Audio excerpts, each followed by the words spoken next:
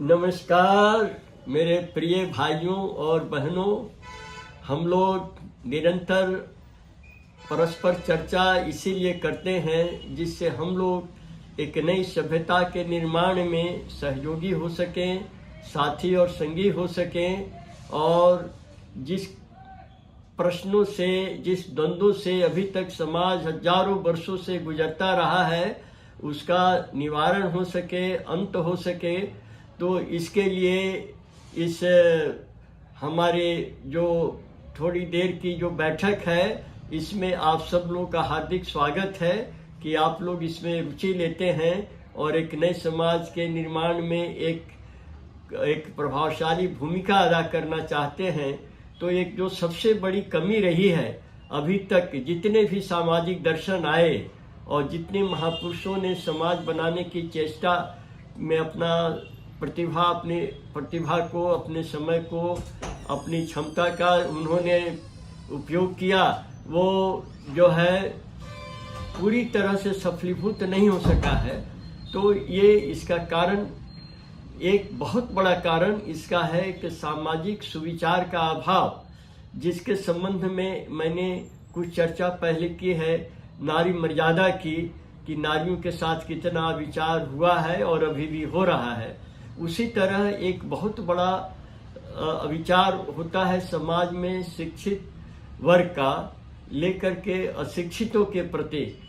जो शिक्षित अपने को समझते हैं और जो ये देखते हैं कि समाज में अशिक्षित लोगों की काफ़ी संख्या है और वे हमारे सम्मान के पात्र नहीं हैं, इस तरह का जो विचार लोगों के मन में आता है, इससे बहुत बड़े समाज के भाग में, बहुसंख्यक समाज में काफ़ी अन्याय, अत्याचार और हर तरह के शोषण हमें देखने को मिलते हैं। तो ये शिक्षित और अशिक्षित का जो द्वंद्व है, इसको भी हम लोग को गहराई से समझना जरूरी है कि दरअसल शिक्षा है क्या, हम किसको शिक्षित मानते हैं। अगर शिक्षित मानने का यह अभिप्राय है कि जिसने बहुत ही पढ़ लिया है, बहुत सी किताबें पढ़ ली है, वही शिक्षित है, तो ऐसे हमें बहुत से लोग मिलेंगे जो कोई कॉलेज के, यूनिवर्सिटी के डिग्रीधारी नहीं हैं, जिन्होंने छोटे क्लास में ही, पाठशाला में ही अपना समय दिया है और उसके बाद पढ़ाई उनकी स्थगित हो गई। लेकिन उतनी ही पढ़ाई से उन्होंने जितनी किताबें पढ़ी हैं उतना कोई डिग्रीधारी भी नहीं पढ़ा होगा। तो क्या उसको शिक्षित माना जाए या उसको अशिक्षित माना जाए, ये भी एक बहुत बड़ा प्रश्न है। दूसरी बात, अगर कहा जाए कि नहीं वो कोई डिग्रीधारी तो नहीं है, भले बहुत किताबें पढ़ ली है उसने, लेकिन डिग्री तो नहीं हासिल किया उसने, तो जो डिग्री का जो एक मापदंड है कि किसी ने पीएचडी किया है, एमफिल किया है कई विषयों में, कई मैं कह सकता हूँ भाषाओं में और कई तरह के विधाओं में जिन्होंने कुछ महारत हासिल की है, विशेषज्ञता जिनको प्राप्त है, वो चाहे जितने भी ज्ञानी हो, जितने भी किताबों को पढ़ा है, जितने पीएचडी और डॉक्टरेट उन्होंने हासिल किया है, लेकिन जहाँ 2-4 महीना, 2-4 वर्ष उन चीज़ों से अलग हुए और सामान्य जीवन बिताए, तो उसको भूलते भी देर नहीं लगती है। अब जो कोई ग्रेजुएट या पीएचडी है, वो अगर 5 साल तक कोई कहीं किरानीगिरी किया या कहीं कोई बैंक में अकाउंटेंट का जॉब किया, अब उससे अगर उसको जो ग्रेजुएट में प्रश्न दिए गए थे, अगर वही दिया जाए कि इसको तुम जरा हल करो, तो फेल कर जाएगा। तो इतना जो कुछ पढ़ा, जिस पढ़ने से उसको डिग्रियां मिली और उसको भूलने में 2-4 साल भी नहीं लगता है, तो ऐसे व्यक्ति को कहाँ तक शिक्षित माना जाए, यह सोचने वाली बात है। और ये ऐसे भी लोग हमें मिलते हैं जो समझ लीजिए कि बहुत किताबें नहीं भी पढ़े हैं और कोई डिग्री नहीं हासिल किए हैं, लेकिन जिनको व्यवहारिक ज्ञान इतना बढ़िया है, इतना उनका अनुभव है जो कि बहुत ही PhD धारी और डिग्रीधारी लोगों के पास नहीं है। जैसे एक व्यक्ति है क्षेत्रनाथ पाल जिनका नाम है, वे काफ़ी बूढ़े हो गए, काफ़ी उम्र हो गई, दिखाई भी नहीं पड़ता है, और केवल एक मुट्ठी कोई जमीन का, धरती का कुछ लेकर के एक मुट्ठी वो बता सकते हैं इसमें कौन सा फसल होगा, कौन सा नहीं होगा, कौन से फसल के लिए लाभकारी है, कौन से के लिए अलाभकारी है, वो सारा उसके संबंध में बता देंगे। और जबकि एक कोई डिग्रीधारी PhD जिसने एग्रीकल्चर यूनिवर्सिटी से किया है, वो बिना प्रयोग किए हुए और बिना बहुत तरह का एक्सपेरिमेंट के कुछ भी नहीं बता सकता है उसके बारे में। केवल जमीन देख के वो यही कहेगा कि ये तो एक्सपेरिमेंट करना पड़ेगा, इसको देख के सोच विचार करने के बाद ही, विश्लेषण के बाद ही बता सकते हैं। तो अब किसको, उस व्यक्ति को जो अनपढ़ है लेकिन उसको इतना अनुभव है कि वो देख भी नहीं सकता है और केवल एक मुट्ठी में मिट्टी का अंश लेकर के उसका सब सारे गुण दोष वो बता सकता है, तो क्या उसको शिक्षित माना जाएगा? ये भी बहुत जबरदस्त विचार का विषय है। और जहाँ तक बात है कि लोग कहते हैं ना कि अरे पढ़ा लिखा नहीं है, अरे गांव में क्या जाए, कि कोई बात करने लायक आदमी हो तो गांव में जाए, मूर्खों का दल वहाँ समाज रहता है। ये जो अहंकार है, घमंड है कि मैं बहुत पढ़ लिख लिया और मैं ऐसे ही लोगों के बीच में रहने के लायक हूँ और बाकी तो सब जाहिल है, एकदम गंवार है, वो हमारे साथ बैठने के काबिल नहीं है। ये जो अहंकार है ये कहाँ तक सार्थक है? अब मान ले अगर ये सोचते हैं कि शिक्षा का मापदंड हो कि एक परिमार्जित रुचि है, एक परिष्कृत व्यवहार है, तो एक परिष्कृत व्यवहार के लिए या बहुत कुछ सीख करके, याद रख करके और जीवन में उतारने के लिए कोई विद्यालय में जाना जरूरी नहीं है। बिना विद्यालय में गए हुए भी किसी को बहुत जानकारी हो सकती है, उसका स्मरण हो सकता है और उसको जीवन में उतारा भी उसने है। ये ऐसे लोगों की कमी नहीं है जो हम समाज में पाते हैं। तो मुख्य बात यही है शिक्षित और अशिक्षित के बारे में कि शिक्षा और सभ्यता दोनों में एक दो चोली दामन का साथ है कि जो सभ्य मनुष्य को बनना है, परिमार्जित रुचि होनी आवश्यकता है कि परिमार्जित रुचि के बिना तो सभ्यता नहीं होगी, इसमें कोई संदेह नहीं है।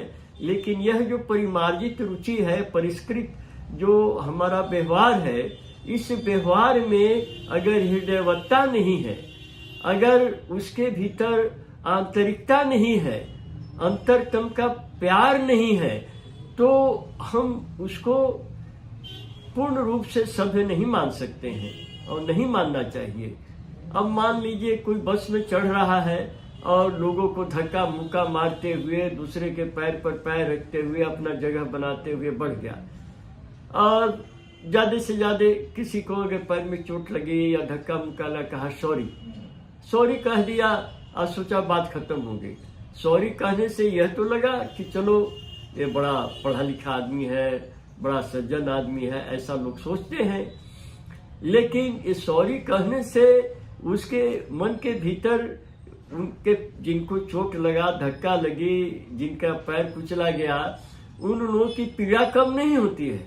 लेकिन अगर उसी की जगह उनसे बड़ा सतर्क होकर चले या उनको चोट लग गई हो तो थोड़ा पैर सहला दिया और उनसे क्षमा मांगी कि देखिए ऐसा अनजाने में ही हो गई गलती, एक हृदयवत्ता, एक आंतरिकता अगर उससे प्रकट होती है तो सॉरी नहीं भी कहेगा तो चलेगा। तब भी इसके जो उस आदमी के दर्द पर, कष्ट पर जो मलहम लगा, जो प्यार का, जो स्नेह का जो उसको अनुभूति हुई, वो उसमें सॉरी बहुत ही छोटा उसके लिए पड़ जाता है फिर। तो इस तरह की स्थिति जो हम समाज में देखते हैं कि पढ़े लिखे नहीं हैं, किताब नहीं पढ़े हैं, डिग्री नहीं लिए हैं, तो वो हमारे तो बैठने के लायक नहीं है, बात करने के लायक नहीं है। ये बहुत बड़ा अविचार है, एक बहुत बड़ा अनुचित चिंतन है अनुचित व्यवहार है जो समाप्त होना चाहिए, क्योंकि तब तक मनुष्य वास्तव में सभ्य नहीं है जब तक कि उसके अंतरतम के भीतर सबके प्रति अपनापन का प्यार, अपना परिवार का होने का, अपना एक अंग, जिस तरह से हम हाथ को, पैर को, आंख को, नाक को, कान को, पेट को, शरीर के एक एक अंग और अवयव को स्वस्थ रखना चाहते हैं, जिससे हम स्वस्थ शरीर और मन से काम करें, तो ये तब तक संभव नहीं है जब तक कि हम पूरे शरीर को अपना नहीं समझें। तो उसी तरह से जो समाज देह है, इस समाज देह में जो भी कोई भी, चाहे लंगड़ा, लूढ़ा, काना, कोढ़ी कोई भी है, अगर उसके प्रति विचार है तो ये समाज देह रुग्ण रहेगा और समाज कभी भी हमारे लिए हर तरह से सुखदायक नहीं होगा। इसीलिए जो शिक्षित और अशिक्षित का जो भेद है, इसको दूर करने की जरूरत है। और वास्तविक जो शिक्षा प्रयोग मानता है वो ये है कि जिसने बहुत कुछ सीखा है, स्मरण किया है और उसको अपने जीवन में उतारा है, उसी को शिक्षित कहेंगे, और उसके जो गुण होंगे उसको शिक्षा कहेंगे हम।